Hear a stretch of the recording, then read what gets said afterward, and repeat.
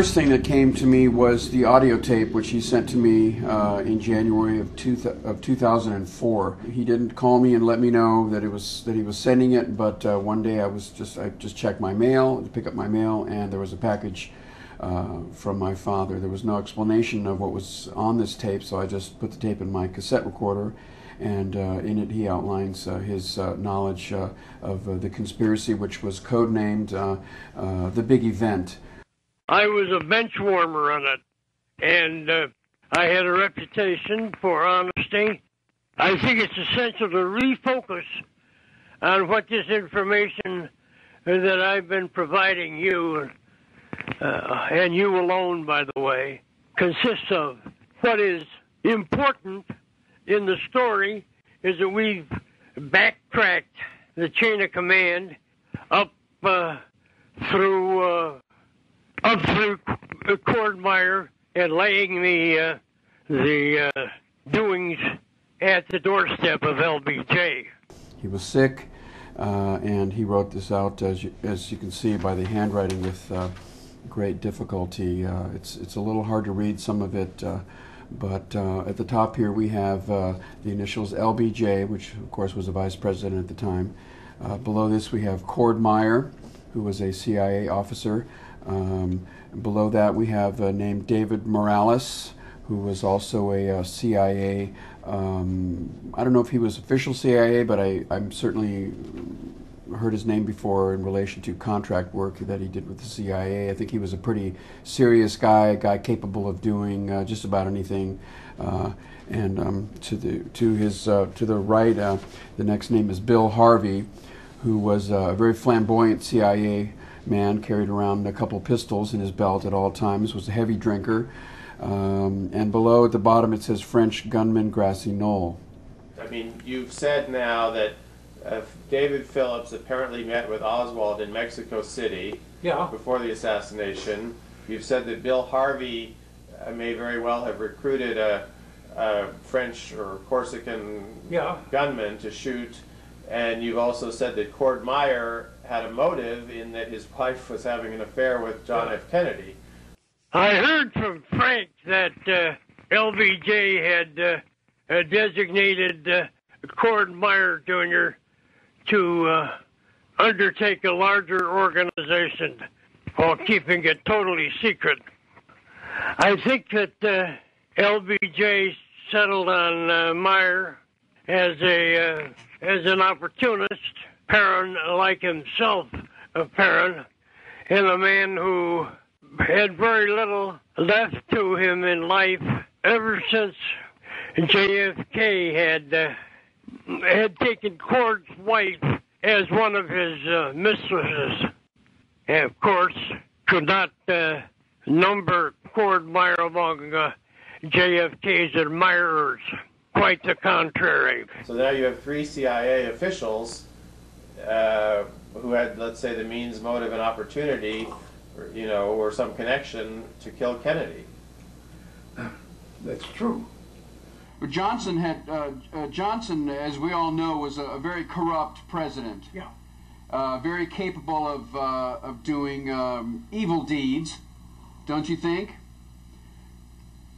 Unquestionably. And if he wanted something done, he may have turned to someone like Bill Harvey, right, who was also extremely corrupt, right, and a psycho, basically. Yeah. Oh yes. I could just visualize Harvey and LBJ forming a kind of a thieves compact between them. Mm-hmm. But I think that LBJ was an opportunist, and if it was not hesitated to get rid of obstacles in his way. I think that his later career exemplified that. The vice president had the most to gain. Yeah. And he was in a position where he could bring in people like Cordmeyer and others of interest and get their take on different things, and then in turn issue instructions. there was nobody with the leverage that LBJ had, no competitor. He was the vice president, and if he wanted to get rid of the president, then he had ability to do so by corrupting different people in the CIA. And he had to do it with the limitations of CIA because there was no other group that honored, if I could use that term, honored the clandestine limitations the way CIA did. Sure. They could do something, turn their back on it, and move on to something else. It was not like a military. There was no accounting in that sense. And we know that LBJ had an unlimited ambition. And we know that he was a corrupt individual. And that the dollar sign was very important to him. As vice president, he didn't have the leverage that a president did or would. And so that was an attractive goal for LBJ. He did not want his career to come to an end as vice president. Who knows about vice presidents? It was very, very important to him that he take advantage, as to the extent that he could, as vice president, because just a few things had to be accomplished. He had to kill Kennedy, have him killed, I should say, and be guilt-free himself. Then he could go on and do what he wanted to do as President of the United States. It was a very tempting and almost illogical